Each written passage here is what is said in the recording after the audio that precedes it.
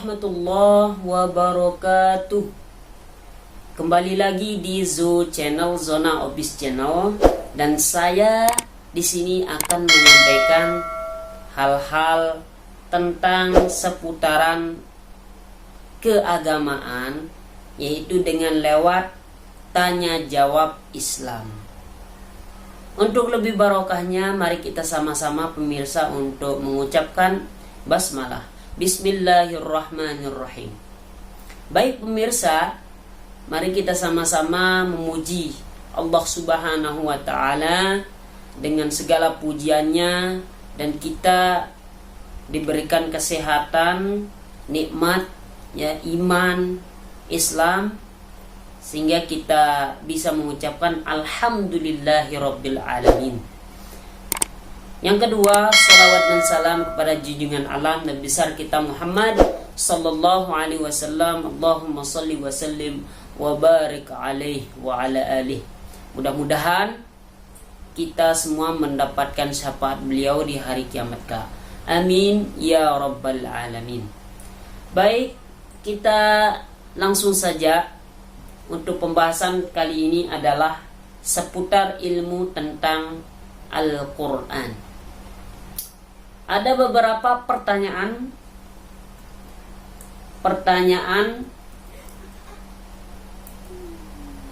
yaitu Assalamualaikum warahmatullahi wabarakatuh. Pertanyaan titipan dari teman saya. Apakah pengertian daripada Israiliyat? Yang kedua, ilmu munasyabah. Yang ketiga, ilmu qiraat Al-Quran. Yang keempat, rasmul Quran. Yang kelima, qisasul Quran. Yang keenam, aqsamul Quran. Terima kasih. Pertanyaan yang di atas, kita akan sama-sama mendengarkan jawaban ya. Waalaikumsalam warahmatullahi wabarakatuh. Pengertian Israiliyat.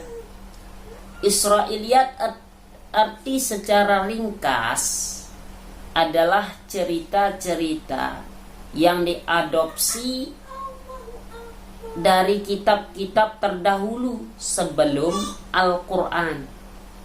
Secara garis besar, Israiliyat dapat digolongkan ke dalam 3 kategori. Yang pertama, Israiliyat yang sesuai dengan syariat kita karena ditegaskan ya oleh baginda Nabi besar Muhammad sallallahu alaihi wasallam, maka dapat diterima seperti cerita orang lepra ya. Orang lepra buta yang diambil dari kisah-kisah terdahulu, kisah lelaki yang membunuh 99 jiwa dan lain-lain. Yang kedua, Israiliyat yang tidak sesuai dengan syariat kita, sesuai penjelasan baginda Nabi besar Muhammad sallallahu alaihi wasallam, maka tidak dapat diterima. Yang ketiga, Israiliyat yang tidak dikenal baik sebenarnya atau kesalahannya.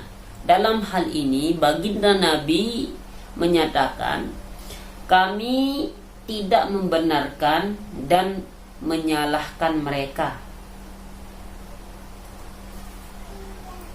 Kemudian selanjutnya, yang kedua, munasabah. Kata munasabah secara etimologis berarti kedekatan, al-muqarabah, dan kemiripan atau keserupaan. Ia juga berarti hubungan antara persesuaian. Adapun menurut pengertian terminologis, munasabah adalah ilmu Al-Quran yang digunakan untuk mengetahui hubungan antara ayat atau surah di dalam Al-Quran secara keseluruhan dan latar belakangnya adalah penempatan tertib ayat dan suratnya. Munasabah dapat definisikan sebagai berikut. Yang pertama, menurut Az-Zarkashi, munasabah adalah suatu hal yang dapat dipahami tatkala di hadapan kepada akal, pasti akal akan menerimanya.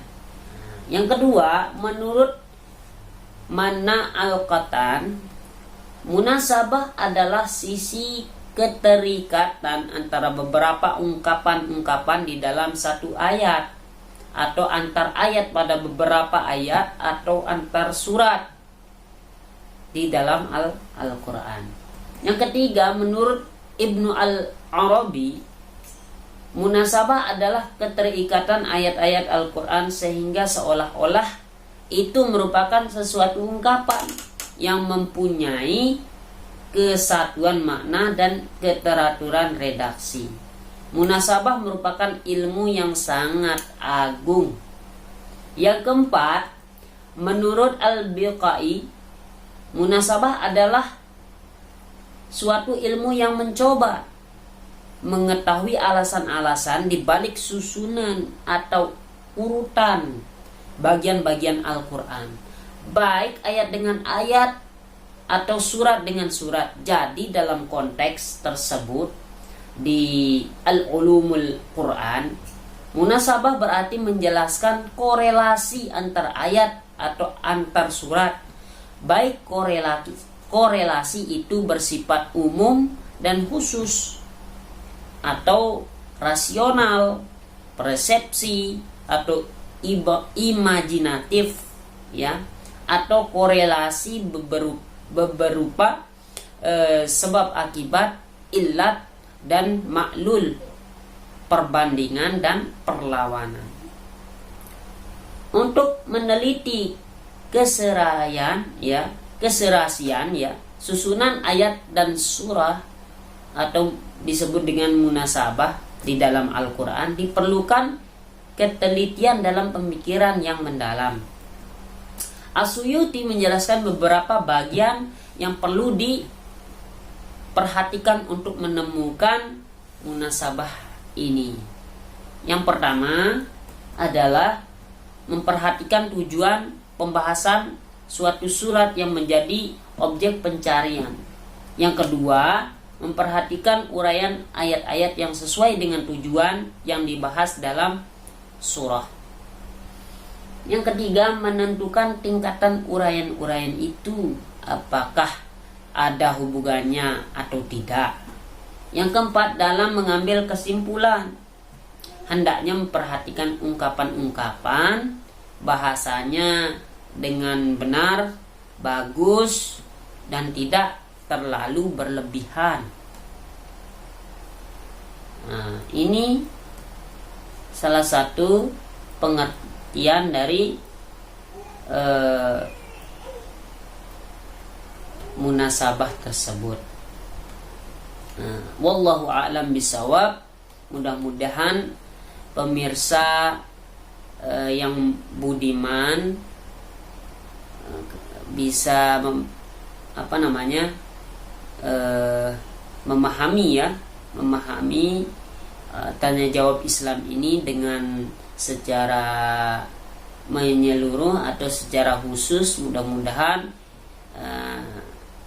kalian semuanya, pemirsa dimanapun Anda berada, mari kita sama-sama ya memahami ya, khusus pada diri saya sendiri dan pemirsa semuanya dimanapun Anda berada. Mudah-mudahan ini sebagai pelajaran dan pembelajaran ya, baik bermanfaat dari saya sendiri dan pemirsa semuanya. Mungkin hanya ini yang dapat saya sampaikan. Kurang lebihnya mohon maaf. Jangan lupa ya di subscribe channel kami di Zoo Office Channel ya. Terima kasih. Assalamualaikum warahmatullahi wabarakatuh.